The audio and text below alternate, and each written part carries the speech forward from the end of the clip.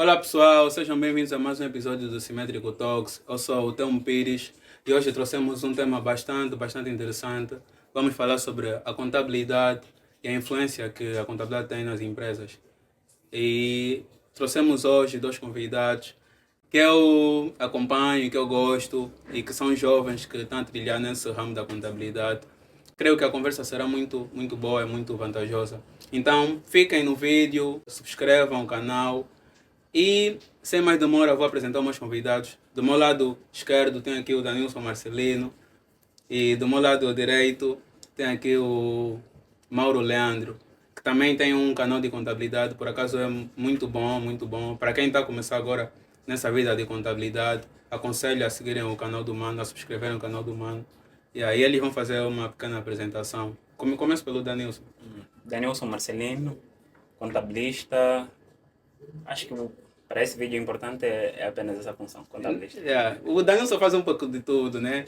Ele é multifacetado, então por isso é que ele disse que para esse vídeo é melhor apresentar-se como contabilista. E tem também outro contabilista aqui do meu lado direito, que por acaso é professor também de contabilidade, o Mauro Leandro. Mauro. Olá a todos, saudações da Corte Fuso Horário. Acredito que vocês já ouviram esta voz e, a propósito, o Mauro Leandro está aqui. Quem eu sou, a verdade de conta? Eu sou contabilista, faço parte do G20. G20, que é os jovens mais influentes da área da contabilidade do ano 2022. Então faço parte. Hoje estou aqui, isto para partilhar com vocês um bocadinho daquilo que é a contabilidade.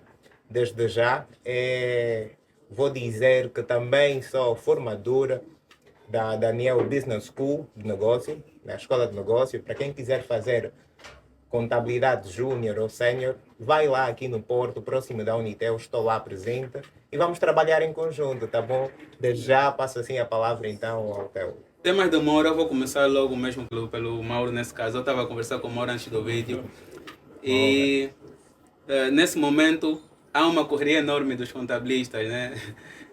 Para submeterem o relatório de contas à AGT. Então, Mauro, como é que tens lidado com esse momento? Falar desse caso, falar a propósito, né? Estamos na época do fecho de conta. Quem não sabe, o fecho de conta começa de janeiro a dezembro, do ano passado terminou. Então, nós estamos nesta época do corre-corre. Também devido à empresa.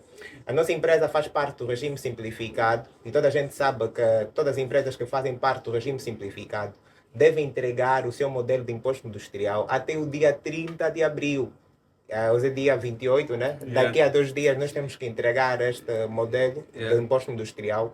Porém, é de vital importância que os contabilistas sabem que nesta época, em época de fecho de contabilidade, não provoquem nenhum contabilista, pá. Tem que ter mais calma nesse exato momento. Se o seu marido é contabilista, se você é contabilista, fala assim, olha, querido, querida, olha, nesse tempo, dá um tempinhozinho, porque a contabilidade é uma ciência muito séria. E por ser uma ciência, uma técnica de gestão, nós temos que ter vital importância na concentração, tá bom? Então, mas estamos nesse corre-corre. Acredito que ontem a AGT deu mais 15 dias, né? Prorrogou para o mês de maio. Graças a Deus. Por mim até seria todo o mês de maio, porque acontece Mas que desculpa só cortar, eu acho que isso também tem a ver muito com a organização das próprias empresas, porque tem também contabilistas que esperam o final para organizar tudo. Boa, sim. Tem aqueles contabilistas que são, vamos supor, que não são organizados, que começam a fazer o fecho de conta, mas também não é a culpa do contabilista. Muitas das vezes é culpa do empresário. Okay. O empresário, nesta época de fecho de conta, é que consulta um contabilista certificado. Mas, porém, a contabilidade se faz todo ano. Por que só é contratado o contabilista no final do ano? Okay. Então, são essas questões que possivelmente vão poder surgir, não é? Então, começamos um pouquinho assim, instigante, mas... Então, Danielson, eu queria começar contigo, ou continuar contigo. Antes de entrarmos no cerne da questão e do que vamos falar hoje, convém apresentarmos conceitos básicos de contabilidade para os leigos que entraram agora para o canal e não estão balizados com essa questão da contabilidade. O que é a contabilidade afinal? Como é que a contabilidade entra nas nossas vidas? Né?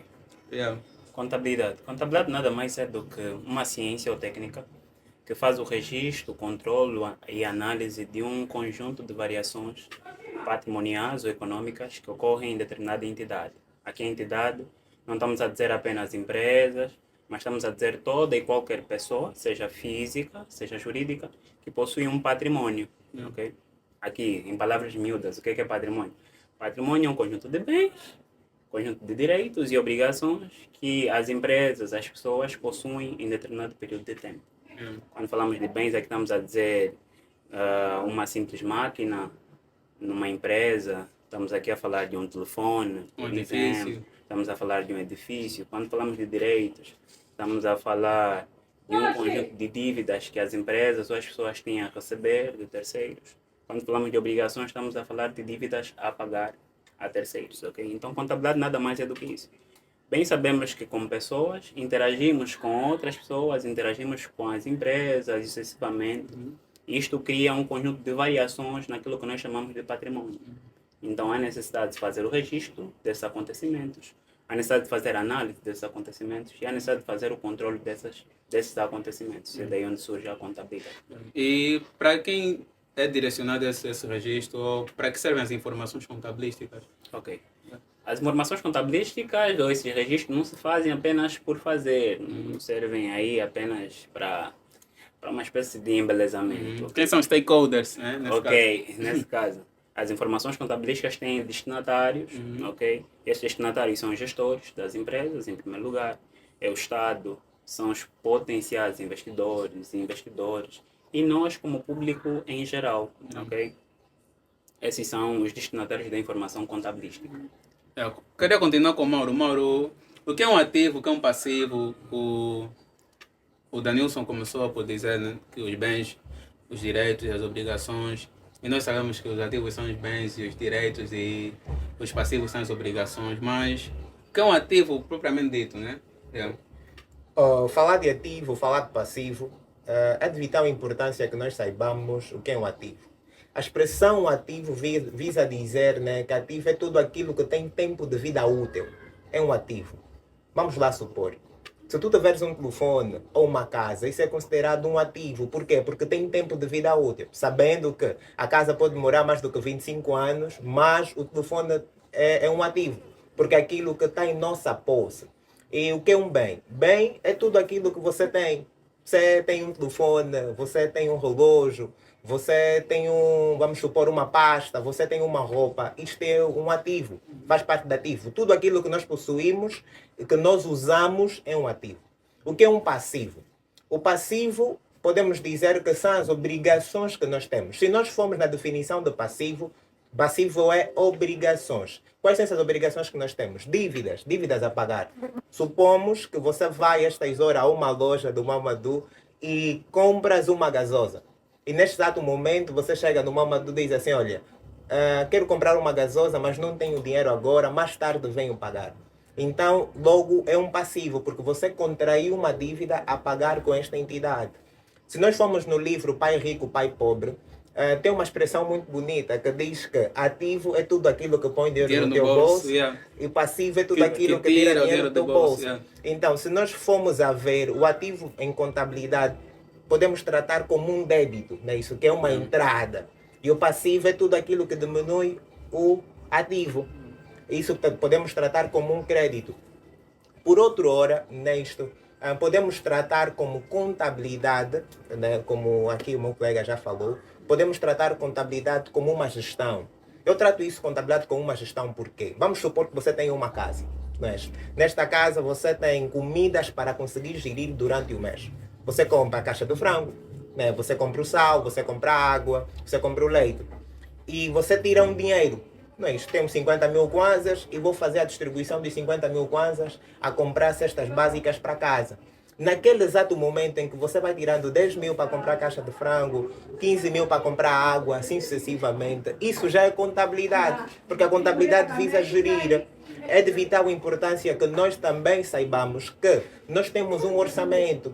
E aí vamos entrar, segundo Lucas Paciola, que todo débito deve corresponder a um crédito. Em que momento um débito deve corresponder a um crédito?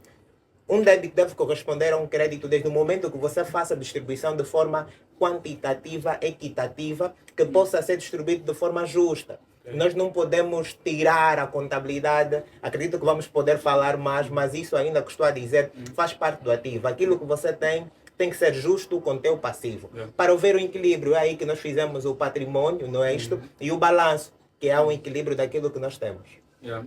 O Mauro salientou aqui, referenciou o Lucas Paciolo, que é o pai da contabilidade, né? Considerado o pai da contabilidade, e que muito influenciou para aquilo que nós chamamos hoje de contabilidade. Danilson, como é que anda a contabilidade no nosso país? Como é que anda a contabilidade nas empresas do nosso país? Ok. Eu tenho havia feito uma questão que era sobre os destinatários ou stakeholders. Desculpa só, antes de continuar, se quiseres rebater o Mauro todo o tempo, podes rebater. Rebater não. Não, estou a falar, yeah. Não tem nada. Fica à vontade, fica à vontade. Yeah. Ok, como eu dizia, né? Então havia feito uma questão sobre os destinatários da informação contabilística. Ok. Temos inúmeros destinatários.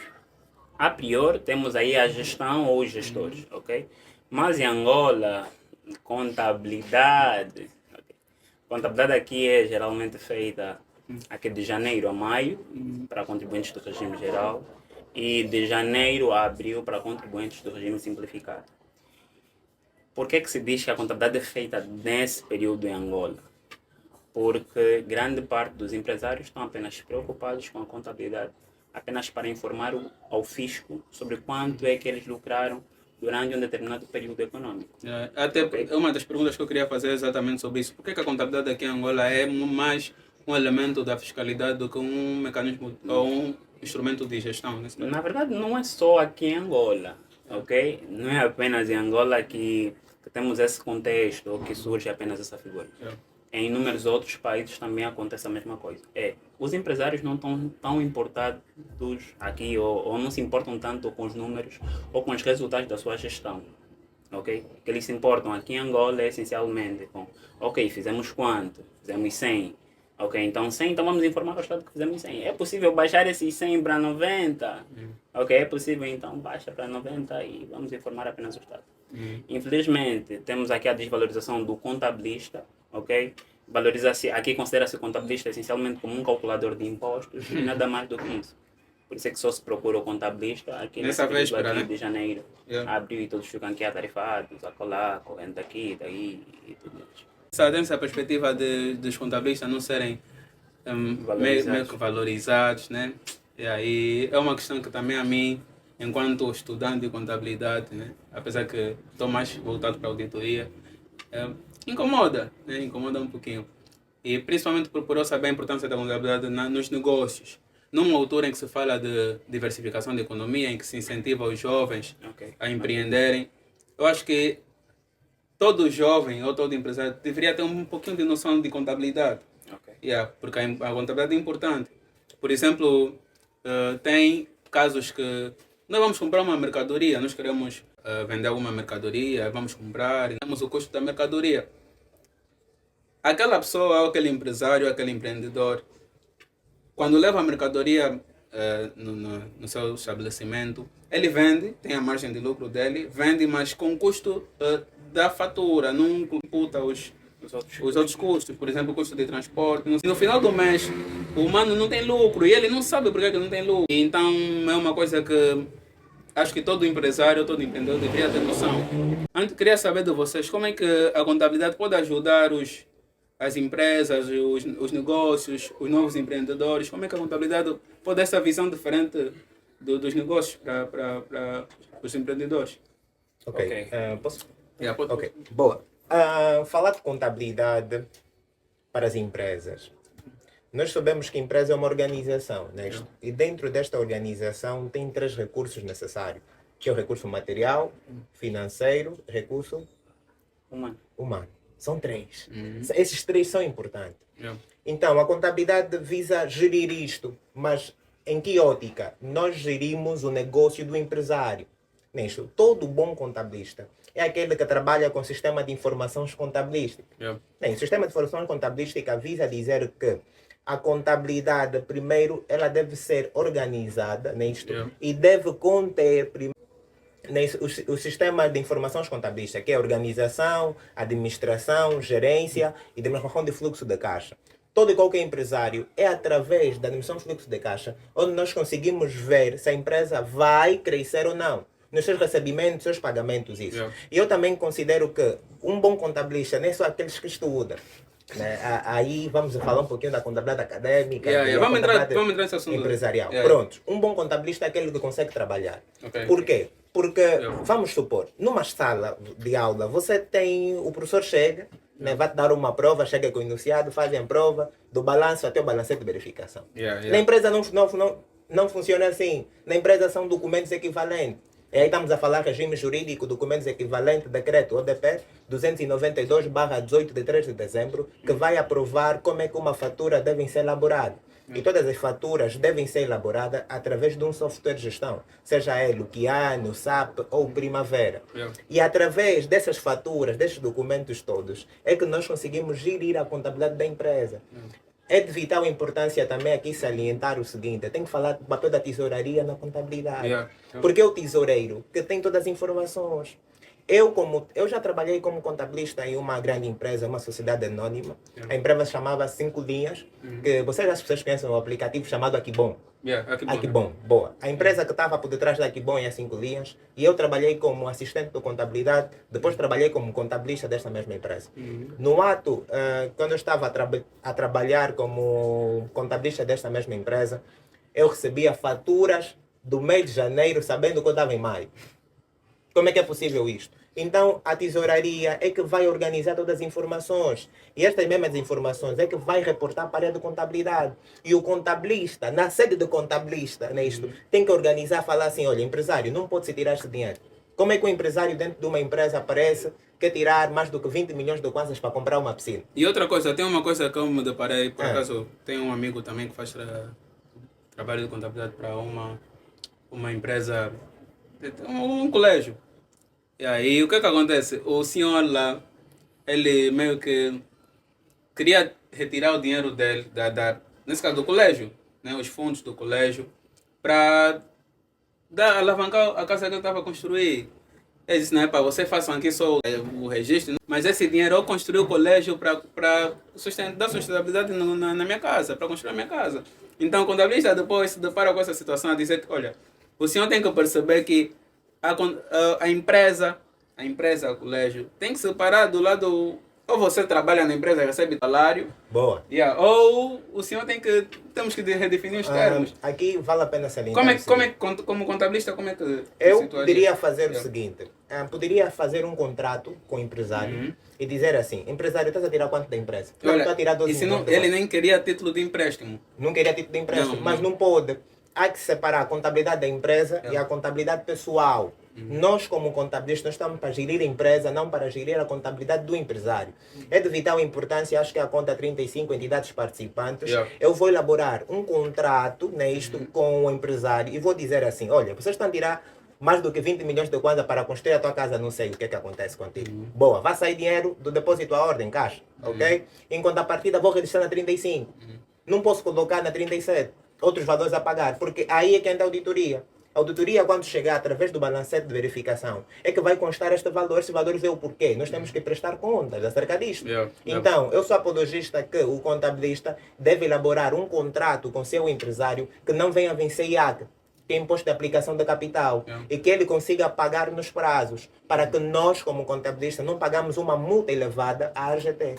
Há que se ver isto. E Danilson, então, como contabilista, como é que te situarias? Ok, nessa situação, em contabilidade nós estamos a ter um princípio que na verdade nos permite nortear bem esta situação. Na contabilidade temos o chamado princípio da entidade. Esse princípio da entidade diz que há necessidade de se separar o patrimônio da empresa do patrimônio do empresário. Ou seja, aqui nós percebemos que a gestão ou os negócios funcionam como uma espécie de casamento onde há separação de bens, não há comunhão de bens, ok? Há essa separação entre o que é meu e o que é da empresa, ok? Então, toda vez que um determinado empresário chega e tira dinheiro no seu negócio, tira no caixa da empresa, em regra, contabilisticamente é considerado como um empréstimo ao sócio, como uma espécie de adiantamento dos lucros ou de dividendos da empresa. Okay. E Então, nessa situação, é muito complicado aí em termos de posicionamento. É assim, um contabilista é aquele que deixaria o seu faz. trabalho? Ou... Bem complicado, não propriamente deixar. É assim, essa desorganização é típica das empresas ou de muitas empresas Yeah. angolanas. Por isso é que eu Ok? perguntei, porque é típico. Yeah. Daí nós conseguimos tentar perceber o porquê que está a se criar aquele negócio. Existem os negócios que é para sobrevivência, existem os negócios que é mesmo aquele para alavancar uma determinada atividade e sucessivamente alavancar os capitais. Yeah. Esses negócios onde os proprietários comumente ou constantemente tiram os valores no caixa da empresa para satisfazer as suas necessidades pessoais são apenas negócios de sobrevivência. E esses negócios de sobrevivência é muito complicado você como contabilista meter lá o pé. A partir daí não cria um ambiente propício que é para ter mesmo contabilidade. Então, como contabilista, em regra, é funcionar também como um consultor, explicar ao proprietário do negócio que há regras, a necessidade de separar o patrimônio de um com o patrimônio do outro, e acho que seria apenas essa posição.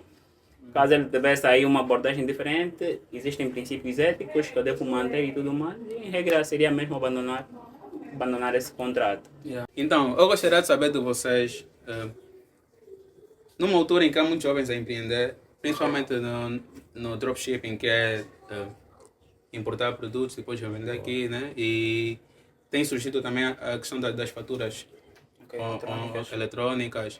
Eu gostaria de saber como é que vocês olham para isso e qual é a importância da contabilidade para esses novos empreendedores. Ok. Pode começar, pode à vontade. Então a regra é as relações que uma empresa tem para com as pessoas, para com outras empresas, deve ser formalizada. Yeah. E as faturas são meio que um meio para formalizar essas relações que a empresa tem para com as pessoas, tem para com outras empresas. Ok? Então é sempre bom ver surgirem novos e novos aplicativos, e até porque facilita a nossa vida como contabilistas. É muito complicado nós contabilizarmos coisas que apenas o empresário diz. Ele diz apenas: eu comprei X, eu comprei uma máquina, eu comprei mercadorias. É muito complicado fazer esse tipo de contabilidade. Uma contabilidade que não é tão credível, não é credível, que podemos assim dizer também. Ok. Yeah. Ok? Então, esses softwares servem, na verdade, para facilitar a vida dos jovens empresários, porque muitos podem não ter a condição ou capacidade de pagar por um software certificado que possui mais habilitações, que possui mais mecanismos e tudo mais. Então chega a ser uma facilitação para esses jovens e também uma facilitação para nós, os contabilistas. Yeah. Ok? Epa, falar da importância de contabilidade, devemos primeiro ter a noção de que como vai a contabilidade da minha empresa. Nisto. Se a minha empresa contém contabilidade organizada ou não. Vamos supor, eu comecei agora a vender águas.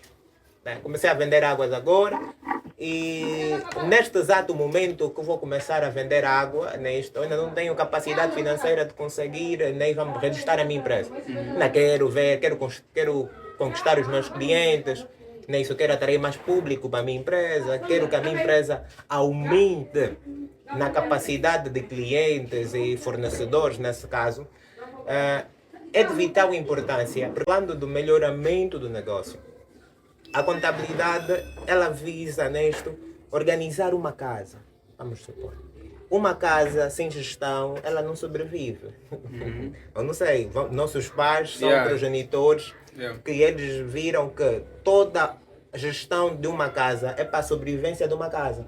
É por isso que sem contabilidade teu negócio não vai sobreviver. Você até pode começar a andar, mas depois vais cair. Não tem sustentabilidade nesse caso? Não tem sustentabilidade. Então a contabilidade serve para organizar ou seja, o teu negócio. Falar assim, olha, podes tirar, isso não podes fazer, isso deves fazer, isso tem regra, aqui tem que se fazer isto. Então a contabilidade é importante porque ela visa gerir a capacidade do negócio do empresário e melhorar os seus indicadores econômicos e financeiros do ponto de vista apresentar um resultado líquido, se a empresa está boa, ou um resultado prejuízo.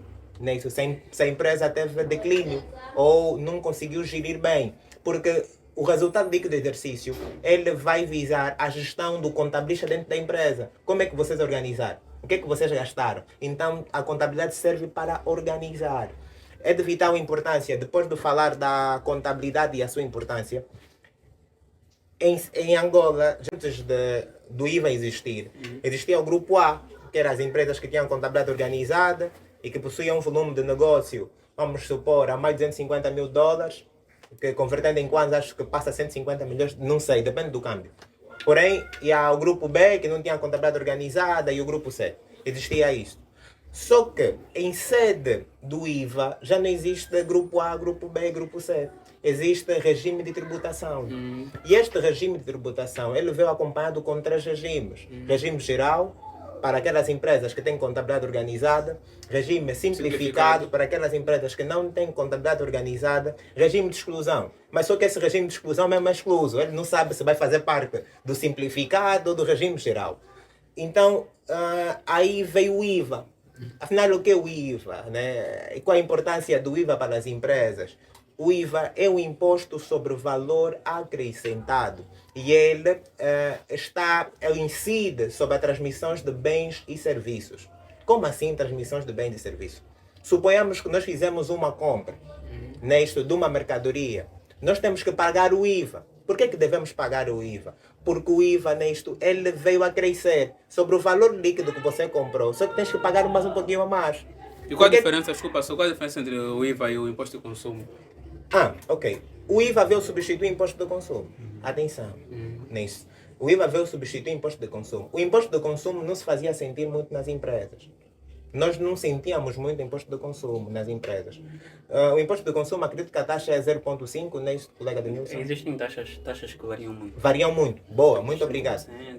1%, 2%, 5%. Dependia muito do tipo de bem. Do tipo de bens que se aplicava. O imposto de consumo é isto. Mas só que o IVA veio falou assim, olha, vocês estão muito desorganizados, porque não existe uma taxa única. O IVA falou assim, olha, venham organizar vossas empresas, a taxa é essa daqui. Quem faz parte do regime geral, a taxa é 14%.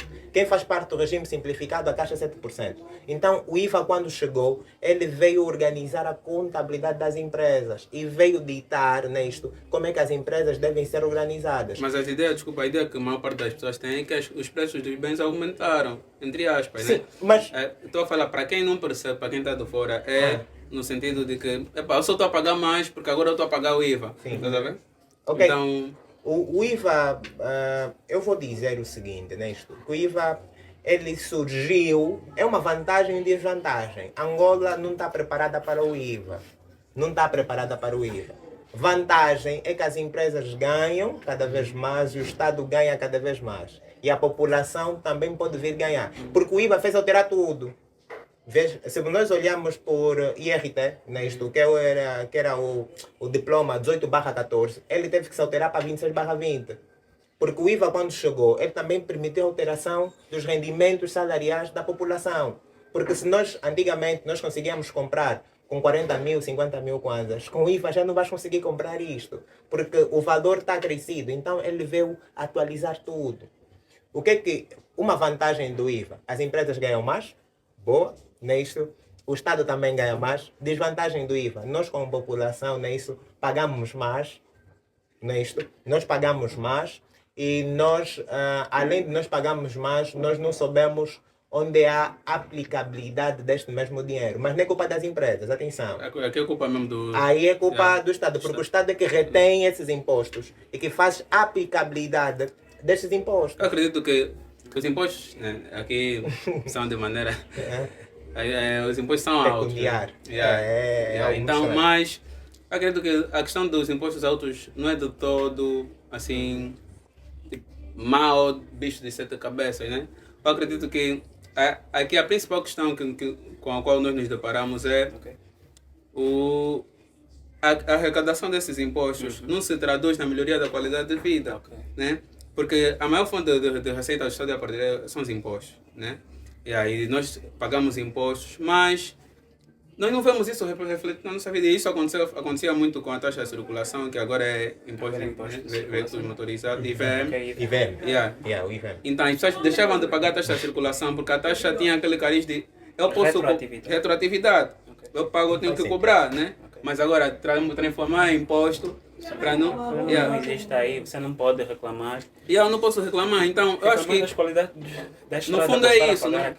Aquele valor. Aquele valor, no fundo é isso.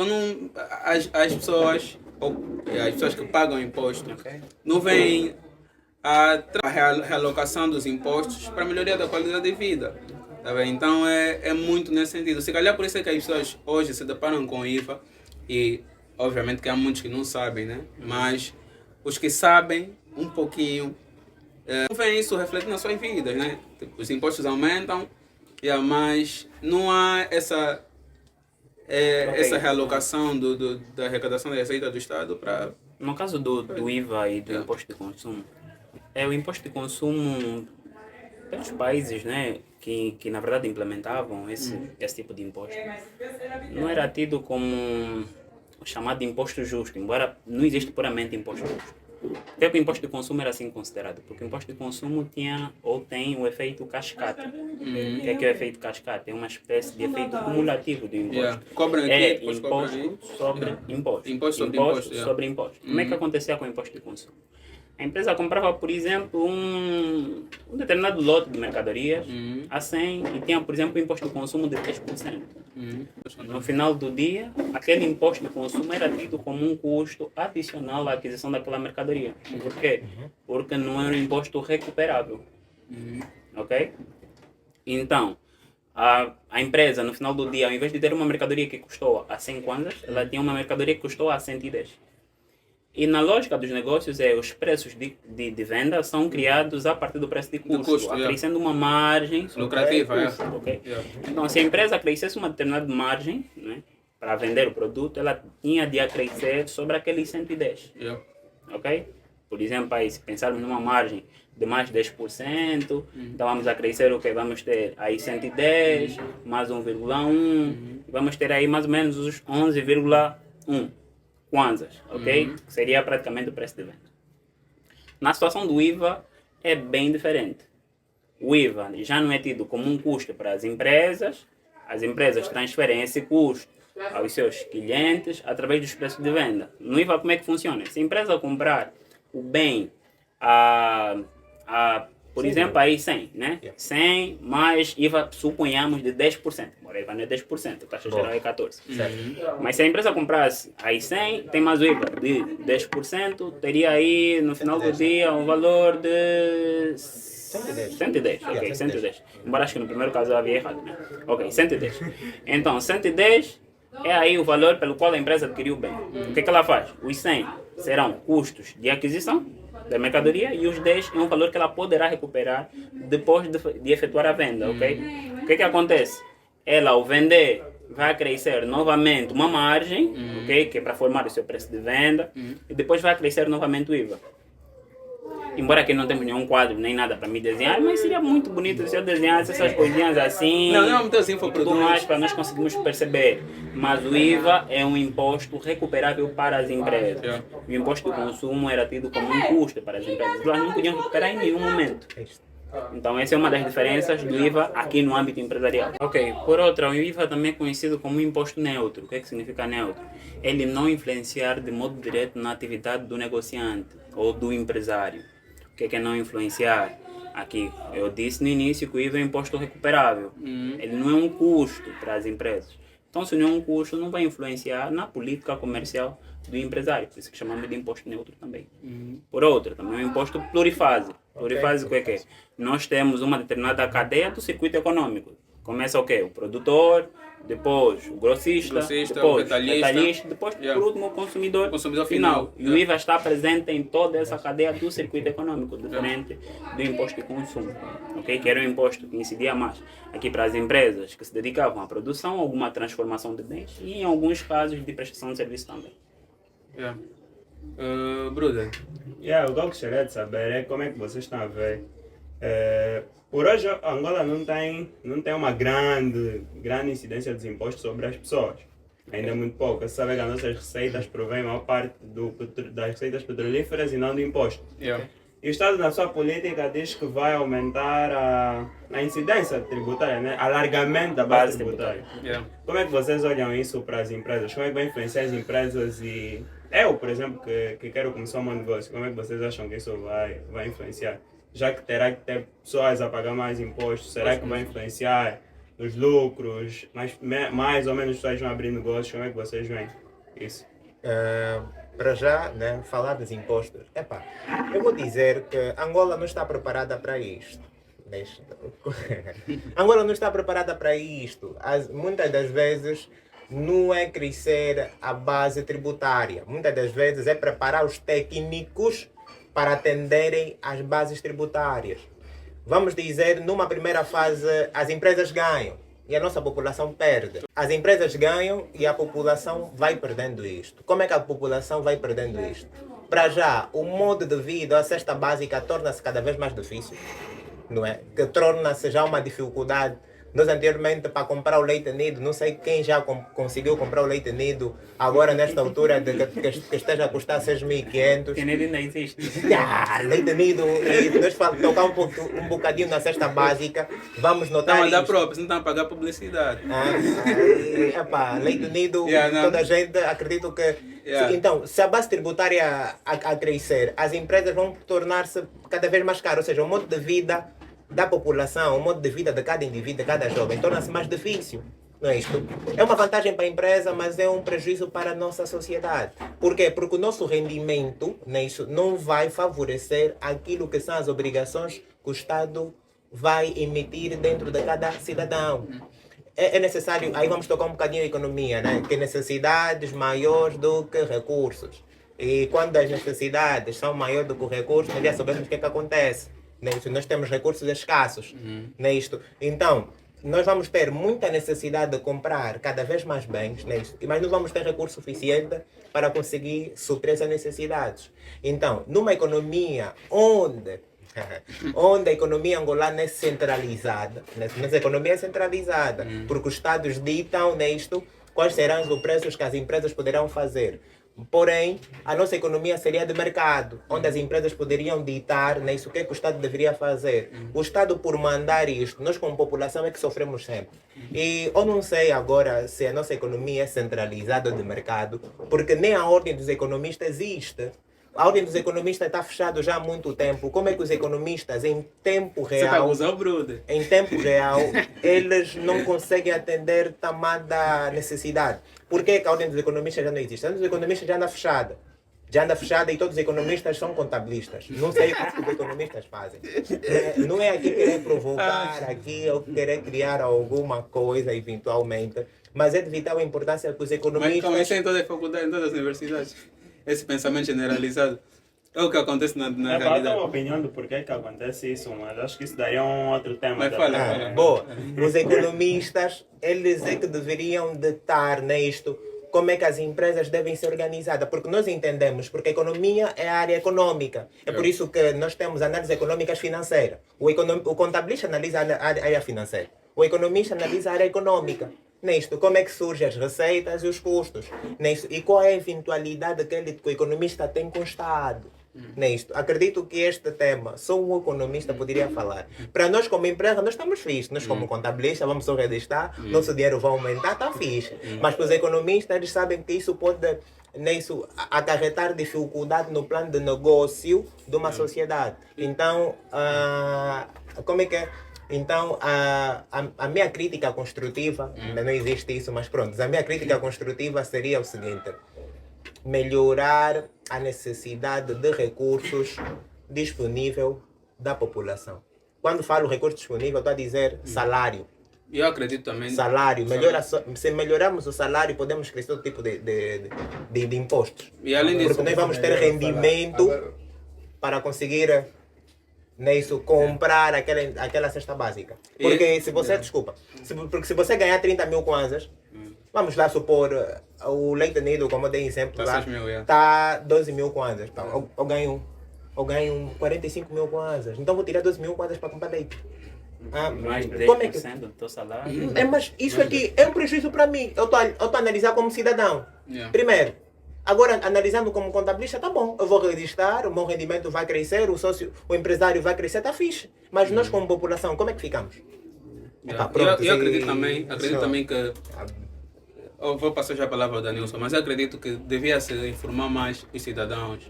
Ok. Yeah. Essa questão de educação fiscal, Financeira e fiscal. financeira e fiscal, é importante transmitir às pessoas, porque muita gente, os impostos aumentam, há, por exemplo, atualizações quase todos os anos, mas Ok. o cidadão não sabe como isso impacta a sua vida. Ele só vê as dificuldades aumentando, mas não sabe. Então, às tantas é como se nós estamos a ver a nossa vida se transformar, mas nós nem temos capacidade de reivindicar porque não sabemos. Yeah, então é mais ou menos isso. Yeah, eu gostaria de Ok, saber sobre a pergunta do, do alargamento dos da base, impostos da base tudo mais. tributária.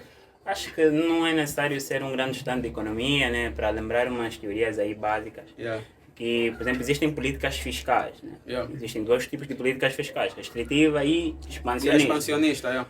E bem sabemos que quando o Estado aumenta os impostos numa economia, porque o objetivo aí é matar mesmo as empresas.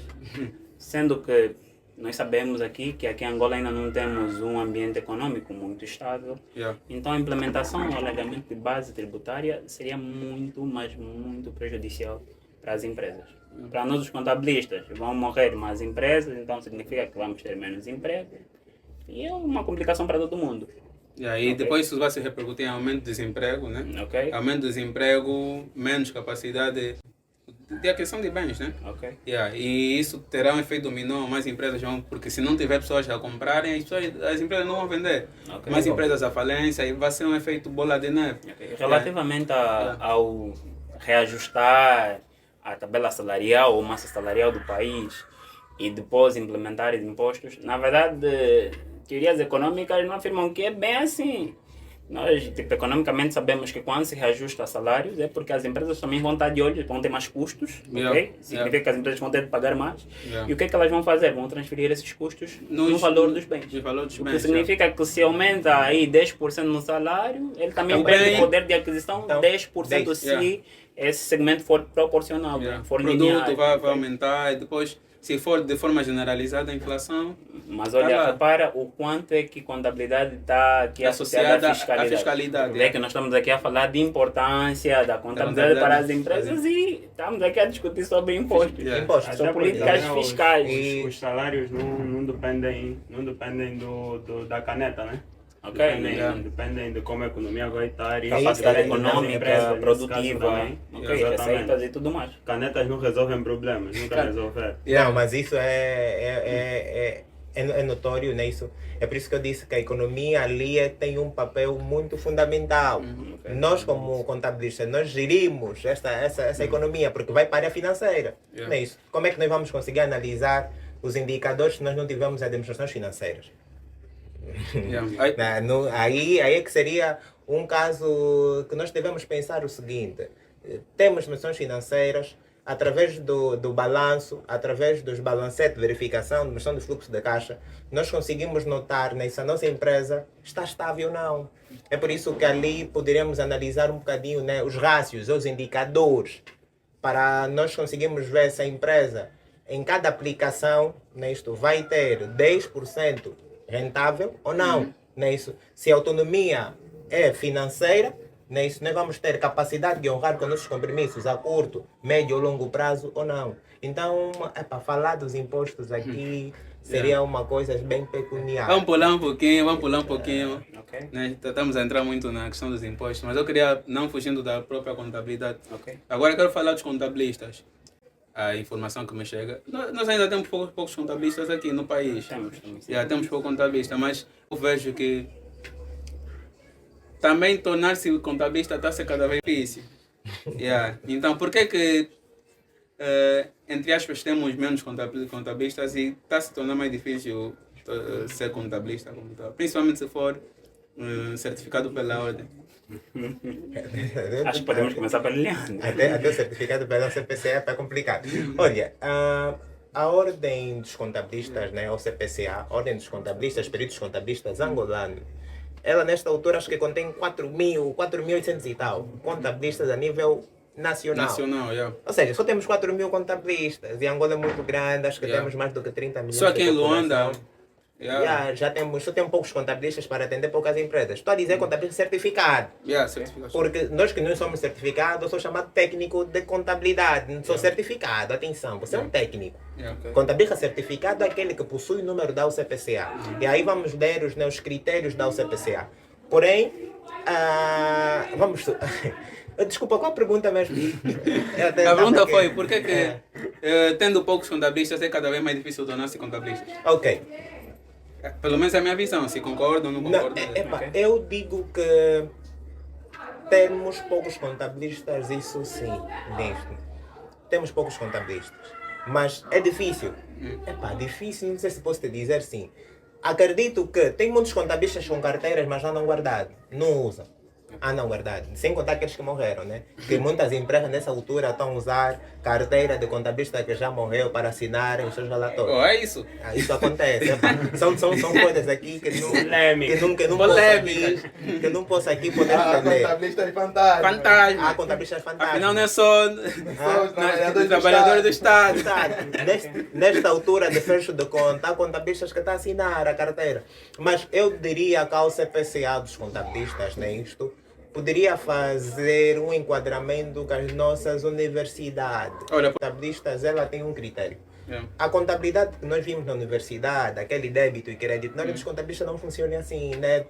Toma aí, não. É o seguinte, o fulano tirou 50 mil kwanzas, 50 mil kwanzas, comprou, ficou quanto do restante, você tem que fazer o custo de mercadorias vendidas para conseguir analisar quais opções estão certas.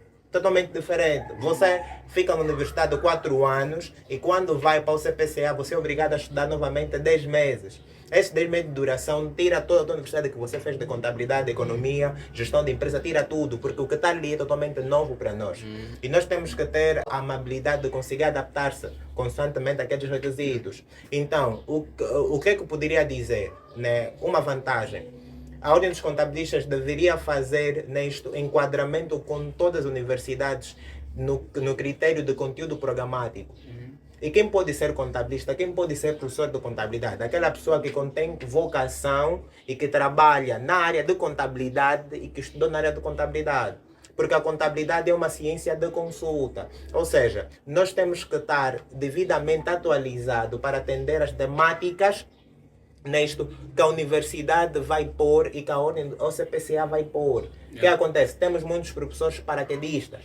O que são professores paraquedistas? Professores que caíram de paraquedas na área de contabilidade, nunca têm informação sequer nenhuma de contabilidade e está a chegar para mim, está a elaborar uma prova que não existe. Ele está a registrar no passivo a conta 75. Isso existe? Não, a água está a meter lá no passivo. Agora você vai me dizer por que a ordem dos contabilistas nós estamos a tirar das instituições. Eu faço parte de uma instituição. Não quero aqui dizer aqui não. Na altura tinha um professor de contabilidade que não gostava dos estudantes que saíram do e-mail. Né? Eu saí do e-mail, né? Passa assim a publicidade. Os estudantes que saem do e-mail, eles não gostam, eles sentem-se intimidados. Mas eu ainda vou dizer que o e-mail ainda é muito forte em critério de conteúdo programático, porque ainda vai casar um bocadinho. As nossas universidades estão cada vez mais descredibilizadas, ou seja, não tem conteúdo programático para formar um contabilista bom, capaz de ir para as empresas. Não consegue. Ele vai chegar lá, você tira 18 na universidade, 19, 20 valores. Nós fizemos informática e nunca mexemos no computador. No computador, o que acontece? Você lhe tira da escola, tira 19, 20, ok, sou bom na escola. Lhe coloca na empresa, vamos ver se ele é bom na empresa. Toma aí, te dá faturas, documentos equivalentes. Toma, classifica esse documento. Isso é o quê? É só debitar que ele não sabe. Por quê? Porque nunca teve contato com a vida profissional. É de vital importância que nós saibamos dizer o seguinte: falar de contabilidade é falar da contabilidade acadêmica versus a contabilidade profissional. Poderá ser um tema onde poderá convidar o Theo mais tarde. É de vital importância nós falarmos disso. Aí vamos tocar no sistema de informações contabilísticas. Porque nós temos que falar mas para nós falar de contabilidade, vou falar de muita coisa aqui, depois de isso vai dar ênfase. É o seguinte: o nosso plano geral de contabilidade, o decreto 82/2001, ele já está desatualizado desde 2001. Se eu fazer uma pergunta em alguém agora, eu vou lhe perguntar o que é que gostarias de comprar e vai me dizer que quero comprar uma casa. Se nós formos no plano geral, na primeira classe, mesmo fixos investimentos, o código de contas número 11.1 diz terrenos. Quer dizer, o modo de vivência, o teu modo de pensamento é de 2001, porque a tua mãe, o teu pai não conseguiu comprar aquela casa. Isso ainda enquadra-se a ti. Mas se nós formos para Portugal, né, o POC de Portugal, a primeira coisa que eles desejam ter é dinheiro, né, isso para conseguir criar um negócio. E o pensamento deles é mesmo ter dinheiro. A primeira classe é meios monetários. Meios monetários. em Portugal. Porque eles primeiro querem ter dinheiro para conseguir comprar alguma coisa, mas o angolano primeiro quer ter casa. E se você olhar no plano geral, ele coadua contigo. Ou seja, a contabilidade está perante o modo de vida de cada população. Então, você em 2001 não conseguiu ter casa, aquilo foi se alastrando. Como é que nós vamos conseguir atualizar nesse nosso plano geral se o teu plano ainda continua a comprar casa? Porque você ainda não conseguiu superar, ou seja, teus pais não conseguiram superar, não consegui... A nossa população parece que 2001 até 2023 não cresceu nada, continua a mesma de 2001. Então o plano geral de contabilidade para mim não seria atualizado, porque nós temos o mesmo pensamento, precisamos de evoluir primeiro as populações, nós todos, para que nós possamos ser atualizados. Se você vai em Moçambique, que tem um plano geral de contabilidade atualizado, eles vão dizer nisto um modo diferente do que nós pensamos aqui, porque o modo de vida deles melhorou, mas só que Angola não está a melhorar. Então é a capacidade enorme de ter poucos contabilistas inscritos na UCPCA. Depois você vai para a UCPCA, como é que é possível um estudante brilhante na universidade, seja qualquer que for em Angola, vai para o CPCA, reprova na cadeira de contabilidade, modo de contabilidade financeira, você reprova. Como é que é possível? Se você viu durante 4 anos de contabilidade financeira, tiraste 18, 19 e você reprova. Aqui a pergunta é, quem foi o teu formador? Contabilidade tem a ver com ética, ética de ontologia profissional. O que é isso, ética de ontologia profissional? Ética de ontologia profissional é o ter vocação para ensinar contabilidade e ter conhecimento de contabilidade e que possa formar quadros de modo credível nisto que consigam atender às demandas, situações que ocorrem dentro da população ou dentro da empresa. Nós não temos contabilistas nisso que consigam atender às temáticas que acontecem fora porque não estamos preparados. Não estamos preparados. Vamos supor, um aluno finalista da UAN. Vamos fazer fecho de conta. Eu mesmo fiz fecho de conta.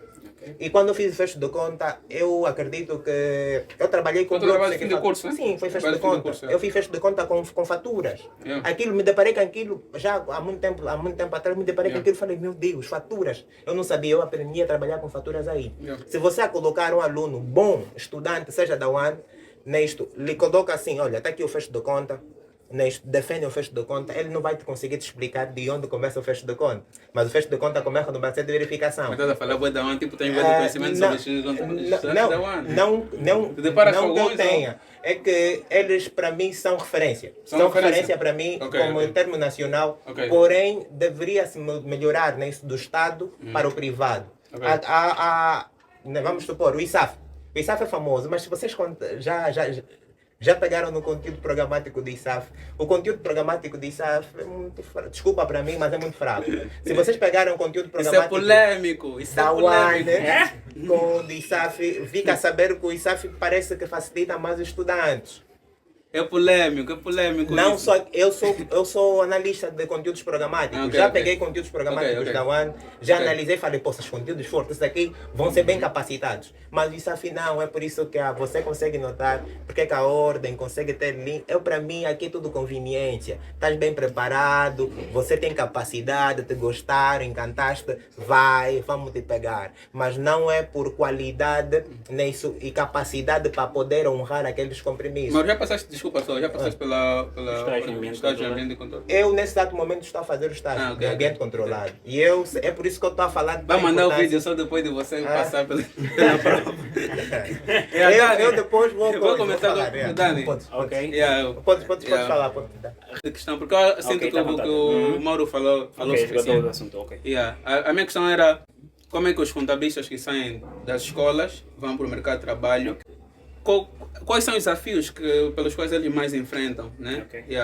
E como é que pessoas que nunca tiveram contato com contabilidade, mas, por exemplo, eu, antes de ter contato com contabilidade, a percepção que eu tinha é contabilidade é matemática, é só matemática. Mas eu tinha o sonho de ser contabilista, né? Mas sabia pouco. Como é que podemos explicar para alguém que não tem contato com contabilidade, se é só mesmo matemática? E depois a outra pergunta, a primeira que eu fiz, que a pessoa terminou o curso de contabilidade ou fez contabilidade, vai para o mercado de trabalho, quais são os principais desafios? Para percebermos contabilidade, a regra é não existe negócios sem contabilidade. Existe até uma fala muito famosa de um dos homens mais ricos do mundo, que é Warren Buffett, que fala sobre a contabilidade e a linguagem dos negócios. nenhum empresário pode entrar em negócios sem perceber contabilidade. É como se você viajasse para um país estrangeiro e você não percebesse plata vira nenhuma do que está se dizer lá. Em contabilidade, nós temos 3 documentos principais, ou 3 produtos principais, que é o balanço, demonstração de resultados e demonstração de fluxo de caixa. Cada uma passa informações totalmente diferentes e que cada empresário deve perceber de modo concreto o que cada uma diz. Por exemplo, quando eu olho para o balanço, nós olhamos para a fotografia do patrimônio da empresa em determinado período, determinado momento. Aqui nós estamos habituados a olhar para essa fotografia apenas de modo anual, ok? Mas, em regra, deve ser elaborado no mínimo, pelo menos mensalmente, ok? Embora que estamos habituados a elaborar anualmente por obrigação da lei, ok? Depois temos a demonstração de resultados, que funciona como uma espécie de filme. Na verdade, contabilidade é como se você estivesse a contar uma história, ok? É como se você estivesse a contar uma história. Depois olhamos para a demonstração de resultados e lá nós vamos ver a comparação entre proveitos. Proveitos são, na verdade, benefícios que a empresa obtém em determinado período e custos, que são sacrifícios ou consumo de determinados produtos, determinados bens para obtenção de benefícios, ok? Essa confrontação entre proveitos e custos dá uma origem ao que chamamos de resultado, ou lucro, ok? O lucro é aqui uma espécie de dinheiro teórico, ok? Não é o dinheiro concreto, não é o dinheiro palpável. E onde é que vamos encontrar o dinheiro palpável? Encontramos numa demonstração de fluxo de caixa. O fluxo de caixa, na verdade, vai fazer o confronto entre recebimentos de meios monetários, de dinheiro, e as saídas ou pagamentos de meios monetários, que vai traduzir no final do dia o que a empresa tem de modo efetivo no caixa. Okay? Então, para todo mundo que pretende entrar no mundo de contabilidade, a regra é ter essa mínima lógica. Okay? Contabilidade é uma linguagem, contabilidade é história, contabilidade é memória. Okay? É essencialmente isso. Agora, qual era a outra questão? A questão é para quem termina o curso de contabilidade e vai para o mercado de trabalho, quais são os principais desafios que ele enfrenta? Acho que de modo prático, okay? De modo pessoal, ok?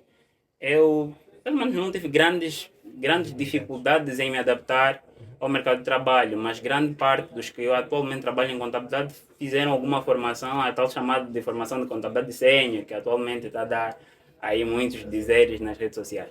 Mas grande parte fez uma formação prática, porque as nossas academias são muito teóricas, você não vê grande relação entre realidade e teoria, infelizmente. Então, no meu caso, eu fiz uma formação prática e só depois é que eu fui para um escritório de contabilidade trabalhar como técnico ou assistente de contabilidade. Embora atualmente já não trabalho em consultoria, já estou virado mais para contabilidades internas, que tem um pouquinho mais, um rigor, que é na verdade totalmente diferente, mas no meu ver eu não tive grandes problemas em adaptação. Mas grande parte dos que têm esse problema em adaptar-se, creio que é muito pela visão teórica das nossas academias, ok?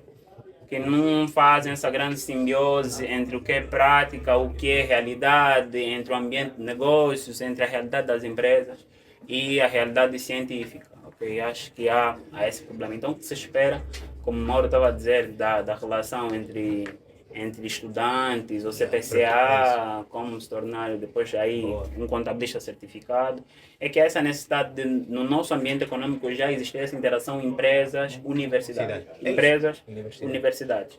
Porque o nosso objetivo é sair das universidades e depois, né, ir para as empresas, trabalhar nas empresas, lidar constantemente, diariamente com a realidade das empresas. Então é muito complicado estar a estudar coisas que são distantes da realidade das empresas.